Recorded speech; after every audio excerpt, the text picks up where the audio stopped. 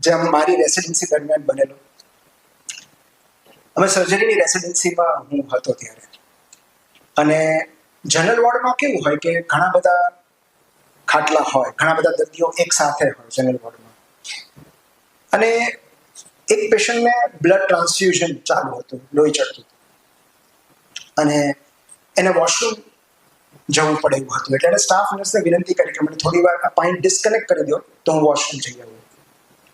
એટલે સ્ટાફ નર્સે એ blood transfusion disconnect કરી અને લગાડી દીધી ઉપર. એ ભાઈ વોશરૂમ ગયા, અને એ દરમિયાન જે જગ્યા થઈ એનો લાભ ઉઠાવીને એની બાજુના જે પેશન્ટ હતા એનો એક રિલેટિવ હતો, એણે ઊભા થઈને એ બ્લડ ટ્રાન્સફ્યુઝન શરૂ કરીને એમાંથી એક કન્ટેનરમાં, યુરિનનું કન્ટેનર આવે નાનું.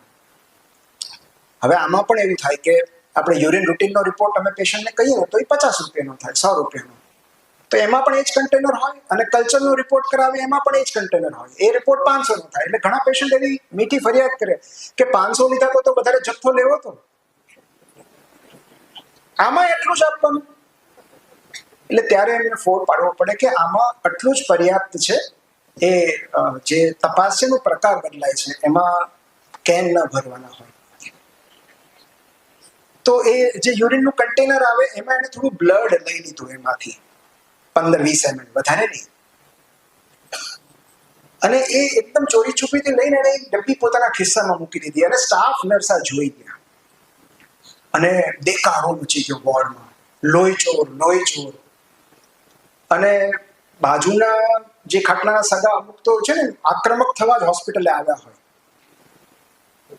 કે બીજે ક્યાં કાઢવી, તો કે ચલો ક્યાંક હોસ્પિટલ જઈને કોઈના પર ઉતારીએ ગુસ્સો. તો અચાનક એનો કાટલો પકડી લીધો, ને ખબર ના પડી કે એ વ્યક્તિ આવું શું કામ કરે છે. ત્યારે હું ઓન ડ્યુટી હતો, એટલે મને બોલાવવામાં આવ્યો, અને મેં કહ્યું કે બધાની વચ્ચે ન રહેવા દો, તમે મારી પાસે મોકલી દો. હું એને પૂછું છું કે આવું કેમ કર્યું. એને તપાસ કરતા ખબર પડી કે એ નર્સિંગનો જ એક સ્ટુડન્ટ હતો. અને મેં પૂછ્યું કે ભાઈ, તું તો થોડું ઘણું જાણે છે, તને ખબર છે કે આ રીતે બ્લડ લેવાનો શું ફાયદો છે, તને ક્યાં ઉપયોગમાં આવવાનું છે. તારે ખરેખર બ્લડની જરૂર હોય તો આપણે રિક્વેસ્ટ મોકલીએ, ક્રોસ મેચિંગ હોય, ધેર ઇઝ અ પ્રોસેસ. આટલું લોહી લઈને તને શું ફાયદો થવાનો, તે આવું શું કામ કર્યું. અને ત્યારે એણે બહુ પ્રામાણિક જવાબ આપ્યો કે સાહેબ, મારે મારી પ્રેમિકાને લોહીથી પત્ર લખવો છે.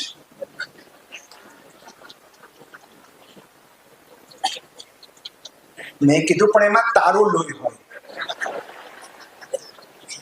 મને કે એ ક્યાં બ્લડ ગ્રુપ ચેક કરવાની છે. પણ મેં કીધું તને તો ચેક કરી લે છે ને, કે જે માણસને લોહી જેવી અમૂલ્ય ચીજની કદર નથી, એ કોઈ વ્યક્તિની કદર કઈ રીતે કરી શકશે. હવે એને લઈ તો લીધું તું, એટલે પાછું તો નાખી ના શકાય. એટલે મેં કહ્યું કે તું આ બધા ખેલ ન કરે જ વધારે સારું છે. મને કહે લઈ લીધું તો લખી લેવા દો ને. પછી એને લખ્યો હશે, અને જ્યારે પછી તો હું આ બાબત ભૂલી ગયેલો. પછી જ્યારે નેક્સ્ટ ટાઈમ મળ્યો ત્યારે મેં પૂછ્યું કુતૂહલવશ કે શું કર્યું, તો કે લખ્યો ને. મેં તો 100% ઇમ્પ્રેસ નહીં થઈ હોય. આવું ગાંડા કાઢે એનાથી કોણ પ્રભાવિત થાય. મને કે ના, ઇમ્પ્રેસ થઈ એનો જવાબ પણ આવ્યો. એણે એવો જવાબ લખ્યો કે તારી આ લોહી વહાવી દેવાની વૃત્તિ પર હું ફિદા થઈ ગઈ છું. હવે તો હું તને તો જ પરણું જો તું આર્મીમાં ભરતી થા. અને બહુ લોજિકલ જવાબ હતો કે તારે ખરેખર લોહી વહાવવું છે તો અહીંયા ના વહાવ, તું સરહદ પર જા. કે તારે તને ઈચ્છા છે તો તું ત્યાં જા. એટલે અને તમે જુઓ કે તમે લક્ષ્ય મૂવી જોયું હશે કે જેમાં ઋતિક રોશન આર્મી જોઈન કરે છે. જીવનમાં એક જ નિર્ણય જાતે લે છે કે મારે આર્મી જોઈન કરવું છે, અને એ પણ આખરી તાલીમ છોડીને ભાગી આવે છે. અને પ્રીતિ ઝિંટાને એવું કહે છે અમે છોડ કે આવ્યા. અને ત્યારે એ વાત પર પ્રીતિ ઝિંટા એની સાથે બ્રેકઅપ કરી લે છે કે જે માણસ પોતે લીધેલા નિર્ણયને નિભાવી નથી શકતો, એ મારા પ્રેમને શું નિભાવશે. જેનામાં આત્મસન્માન જેવી વસ્તુ જ નથી, જે એક ડિસિઝન મેન્ટેન નથી કરી શકતો, એ અમારા પ્રેમને શું નિભાવશે. અને એ વાત પર એ બ્રેકઅપ કરી લે છે. એટલે મેં પછી ઓલાને પૂછ્યું ભાઈને કે તો પછી તે શું વિચાર્યું હવે? એટલે મને એવી અપેક્ષા હતી કે એવું કહેશે કે ના ના સર, હું આર્મી જોઈન કરીશ. એને એવું કહ્યું કે સર, હવે હું પેનથી લખીશ. એટલે આટલો ફ્રજાઇલ પ્રેમ હોય છે આપણો. અને જે માણસ પોતાના રાષ્ટ્રને પ્રેમ નથી કરી શકતી, એ કોઈ વ્યક્તિને કઈ રીતે પ્રેમ કરી શકે? ઘણા બધા ઓલા હેઝિટેશન કટ્સ મૂકે. ઘણા બધા એવા હોય કે જેને હા પાડે જ કે નહીં, નહીતર હોય સુપરફિશિયલ એકદમ, કે અંદર ઉતારતા જીવ ના ચાલે. પેલું શાહબુદ્દીનભાઈ કહે છે ને કે માકડ મારવાની દવા પીને આડો પડી ગયો હોય એને નીલકંઠ ન કહેવાય. એટલે જે જાત પર કાપા મૂકે છે, જેને જાત પ્રત્યે પ્રેમ નથી, એ કોઈ વ્યક્તિને કઈ રીતે પ્રેમ કરી શકે? થોડા સમય પહેલા એક બહુ સુંદર પ્રસંગ બન્યો કે હું સવારે ચાલીને પાછો ફરતો હતો અને મેં રોડ પરનું એક ઘર હતું, ત્યાં એક એવું દ્રશ્ય હતું જેણે મને ત્યાં રોકી લીધો. એક હસબન્ડ ને વાઈફ બંને ઝાડ નીચે ઉભા હતા અને એમની નજર ઝાડ ઉપર હતી અને એ કંઈક વાત કરતા હતા કે ઉતરી જા, આવી જા નીચે, કાંઈ નહીં થાય, અમે ઊભા છીએ. બેનના હાથમાં એક મોટી લાકડી હતી. એટલે આ દ્રશ્ય મને બહુ આકર્ષી ગયું. મારું ધ્યાન ત્યાં ખેંચાયું. મને થયું કે આ બંને હસબન્ડ વાઈફ તો નીચે ઊભા છે, તો ઝાડ પર કોણ ચડ્યું છે? હું થોડો નજીક ગયો અને પછી મને આ આખી વાત જાણવા મળી કે ઝાડ ઉપર એક બિલાડી ચડી ગયેલી. અને બિલાડી પણ એટલે ચડી ગયેલી કારણ કે એની પાછળ કૂતરા પડેલા હતા અને કૂતરા આજુબાજુ હતા અને બેન એ લાકડીથી કૂતરાને દૂર ભગાવતા હતા કે ભાઈ હું કૂતરાને દૂર ભગાવું છું તો નીચે આવી જા, કોઈ કાંઈ નહીં કરે, અમે અહીંયા ઊભા છીએ. અને એ ડરની મારી બિલાડી એટલી બધી ઉપર ચડી ગઈ હતી કે હવે નીચે આવી શકે એમ નહોતી, કે હવે કઈ રીતે નીચે ઉતરવું એને સમજાતું નહોતું. એટલે આ બંને જણા આ દંપતી એને મદદ કરી રહ્યું હતું કે કઈ રીતે નીચે ઉતરી શકે. તો અમને બહુ સ્વીટ જેસ્ચર લાગ્યું કે તમે કેટલા પ્રયત્નો કરો છો એક બિલાડીને નીચે ઉતારવા માટે.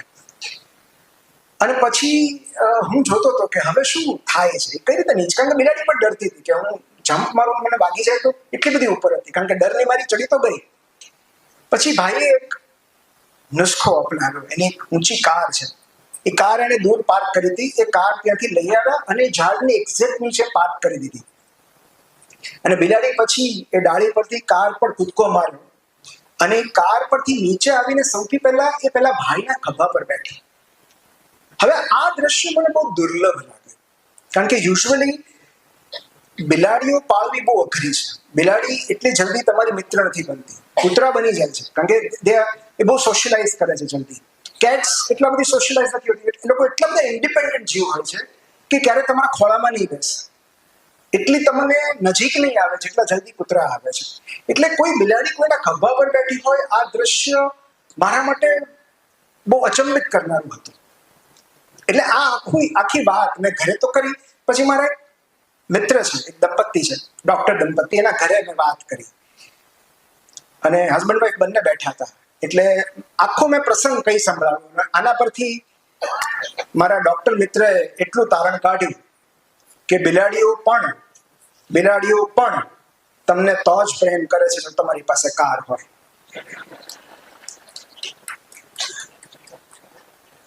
એટલે મેં ભાભી સામે જોયું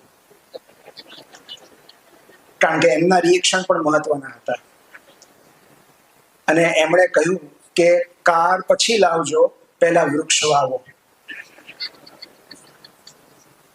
અને વાત એ સાચી છે કે જો વૃક્ષ જ ન હોત તો બિલાડી ઝાડ પર કઈ રીતે ચડી હોય. અને ઉપર ચડવા માટે કોઈ ફોર્સની જરૂર નથી પડતી, પણ નીચે ઉતરતી વખતે જે નીચે ઊભા હોય ને એ આપણા પ્રિયજન હોય, કે આપણને ખ્યાલ આવે કે આ ઊભા છે, મારા નીચે ઉતરવાની રાહ જોઈ રહ્યા છે. કારણ કે દરેક ઉડાન સ્વતંત્ર થવાની જીત સાથે શરૂ થતી હોય છે અને એકલા પડી જવાના ડર સાથે સમાપ્ત.